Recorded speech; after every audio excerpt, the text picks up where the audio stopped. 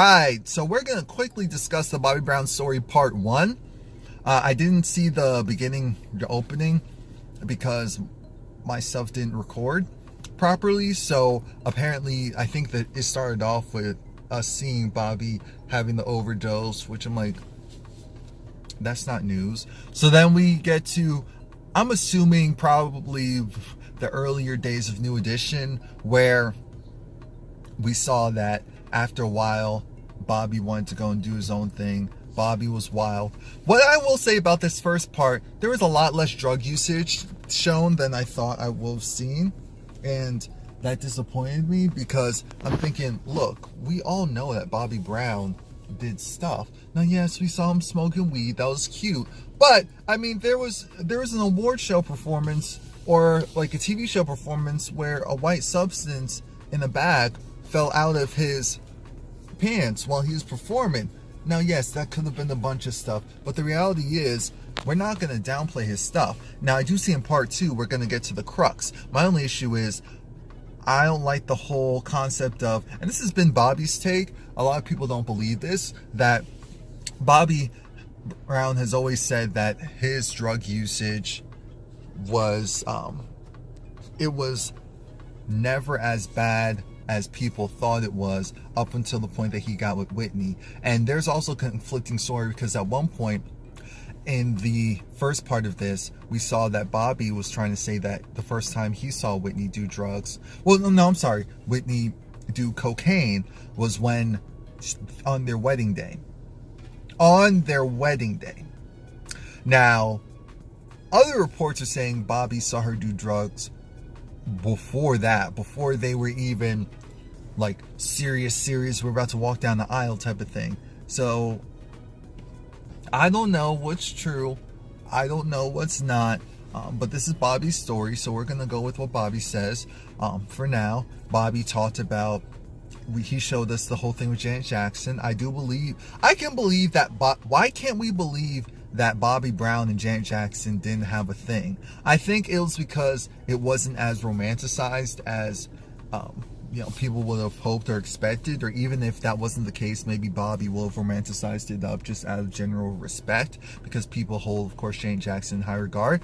But I can believe that Bobby Brown and Janet Jackson had a sexual relationship. Not only did they have a sexual relationship, I can believe that we've made comments about how in that family, it's interesting how, I'm not going to say none, but most of the kids,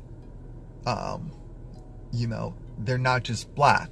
And it's not about being mixed. It's about there was a lot of rumors and stuff going around that whether it was the father or, just the whole family in general, but having this whole thing of, yeah, they were personally proud of being black, but then they didn't necessarily just want their own kids to be black, or maybe they just couldn't choose spouses that were black to have kids with, because there are some families like that, and people don't get it. That is real. There are some families where it's like, okay, you can be Spanish, but you need to marry someone white, or you can be white, but hey, why don't you go and marry someone black? Why don't you go marry someone that? Why don't you go and this and that, so that your kids can be this? It's a real thing. So I can believe that Bobby felt like, dang, Janet doesn't want me, because she said in the past her father doesn't want her to end up with a black man. And I said her father doesn't want her to end up with him. Huh, interesting. That's more so how I read it. And Charlemagne even said that in Bobby Brown's book, Janet Jackson was kicked out of the hotel room, but we didn't see that. I think they did film that, but it was cut out, because they're probably like, look, we're doing all this stuff for Janet, as far as like honoring her, it's not gonna look right if we show that. But the sex scenes, a lot of them were just awkward to me, and I didn't really know Bobby's personal story. A lot of us didn't, so I didn't know that it was his brother who became his manager, when it was just him going solo, which you would have thought, okay, that would be cool because your brother can watch out for you and all of that. But being the older brother, having to protect and also coddle Bobby, what that can also mean is that you run into what happened with them, where instead of it just being a good solid relationship between the two of them, their relationship waned a lot because the brother was with Bobby once. He, got through all the baby mamas and handling that and buying the expensive stuff and getting with Whitney, and Bobby essentially signing all of his rights away to Whitney's company and his finances. And so then, and the drugs, and Bobby Chris being born. And then it's just like, you couldn't tell Bobby anything after a certain period of time, especially someone who's on the payroll. And that happens all the time with artists. So I completely get and believe that it happened the way that we were seeing it. And I'm glad that we got to see the brother side and just like honestly say, okay, he had to deal with a lot. He had to deal with a lot. And he did his best. He absolutely did his best. And he stepped away once he realized Bobby isn't going to change. Or at least he's not going to change with me helping him there. Whitney Houston. This was an interesting portrayal of Whitney Houston. It's definitely not the image of Whitney Houston that anyone else has really, really portrayed. Even in her own Whitney documentary, they were a little bit softer with it. Again, do I believe that there's truth to what Bobby was saying? Yes. I 100% believe that there's truth to what Bobby is saying. Do I think that it just happened exactly how he said? It can't, because this is his side, his perspective. This is saying from his point of view. So you have God, you have Whitney, and you have Bobby. That creates the real trinity of what really happened in all of this. But Whitney smoking, we already knew that she smoked, and that actually was the main thing that messed up her voice, because that smoke inhalation screwed up her voice. And it was just terrible to see. Did you guys notice there was that sink, that signature sink that had the at the time it looked more so like pills and cigarette butts and anyway, but the sink looked gross because it just had like everything there. It had everything there, including probably some of their drugs. Downstairs in the basement was where I guess their drug den really was, and the coke was just out there. And I'm thinking, wait, so is there a lock on here to make sure that Bobby Chris didn't just wander down there? Because I'm just looking at this whole situation like, what? I'm trying to remember if I knew that Whitney miscarried the first time she got pregnant with Bobby. I mean, with Bobby Brown's child. Not sure. What else happened that I really want to talk about? I'm trying to think. Bobby Brown definitely was a pioneer. He definitely was a pioneer and an icon as far as, think about it, Bobby Brown still was growing up and being a musician at a time where you couldn't be too sexual. America was still kind of this like traditional, allegedly traditional religious, conservative America. So anything that looked remotely sexual, especially from black acts, which almost any type of movement was deemed too sexual, you would get in trouble for it. You could get arrested for it. It's like indecency or something. Some dumb charge. Bobby Brown knew that, and he took full advantage in order to go and, do his own publicity. Apparently him and his brother were right as far, and this is another thing about artists having to trust their gut. Bobby, going out of the gate, wanted to do like an up-tempo, different sound, and management said, no, we're going to go with the softer look. That didn't work out, so then he had to work with Babyface. Who's it?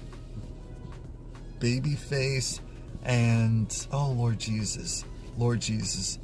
Who's the other person? And I know him. That's the part that's going to irk me. But the casting for Babyface and the other guy was so...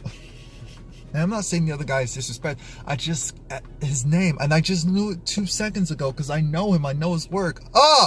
Anyway, Babyface worked with Teddy Riley, who's worked with more hip-hop artists as well. He combined all of that. And again, that was kind of the new edition thing of putting that edge on stuff. adding more bass, and it's like hip hop came around, and Bobby's like, no, that's exactly what I need to do. And it was like slowly he was wearing less clothes, he was doing all that stuff, and again, being the pioneer. So I do respect all of that. Bobby with the poor money management, that's unfortunately to be expected. I mean, you're having everything handed to you, and then you get with superstar Whitney. Bobby was really insecure. And I think that's the one thing I can say about this first part was really good. Bobby acknowledged how insecure he was in his relationship with Whitney Houston.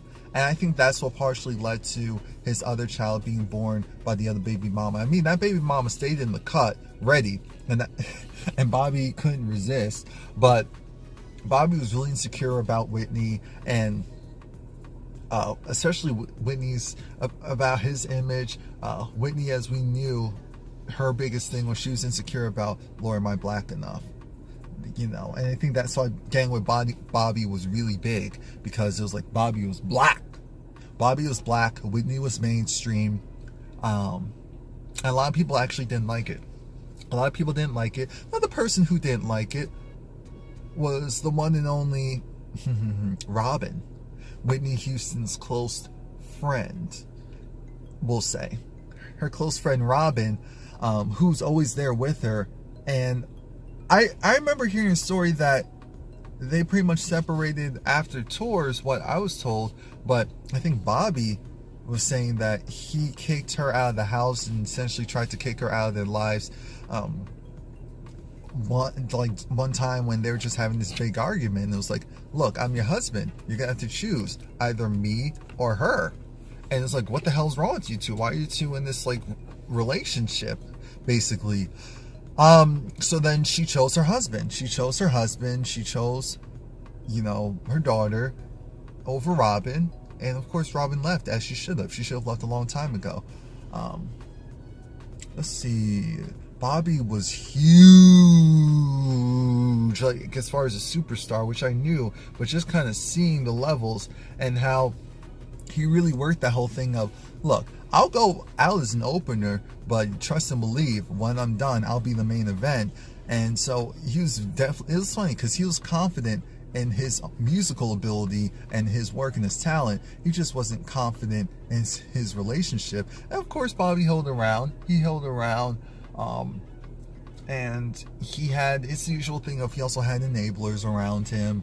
And when things got really bad, like I said, that's crazy.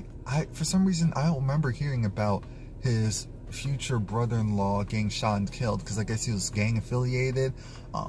But that's another example of, I said, wow, history just repeats itself and people don't learn from this stuff. But looking at all the dances that Bobby was doing, I said, wait a minute now, most of those dances, instead of it just being a part of one choreography, a lot of it's just cut up and people are just making whole dances out of one of those individual moves. I said, oh my God, all that stuff that we've been seeing the last couple of years, like people like him and from older acts, that's where it came from.